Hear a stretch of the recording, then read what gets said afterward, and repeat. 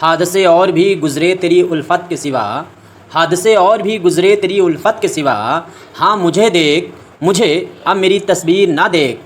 तो ये सवाल जो है आपको इसका जवाब देना था। ये शेर किस शायर का है? तो सभी का आंसर सही हुआ होगा और इसमें जिस बच्चे ने आंसर का जवाब बी दिया है उसका एकदम राइट होने वाला है। यानी ये सवाल जो है इसका आंसर होगा मजरू सुल्तानपुरी। अमूमन मजरू सुल्तानपुरी का शेर हमें याद रहता है, मैं अकेला ही चला था, लेकिन ये भी शेर आपको याद रखना है। अगला सवाल है कि चीखें और जर्स किसके मशहूर मजमूए हैं? तो किसके मशहूर मजमूए हैं इनका भी नाम आपको याद रखना चाहिए। आंसर आपका जिसने भी जवाब दिया होगा सी, बामक जौनपुरी का नाम आपको याद रखना होगा। इसके बाद में अगला सवाल आपके सामने है कि हाल ही का सियासी शऊर किसका मकाला है? तो इसका जवाब जिसने जवाब दिया होगा जज्बी, उसका आंसर एकदम सही है।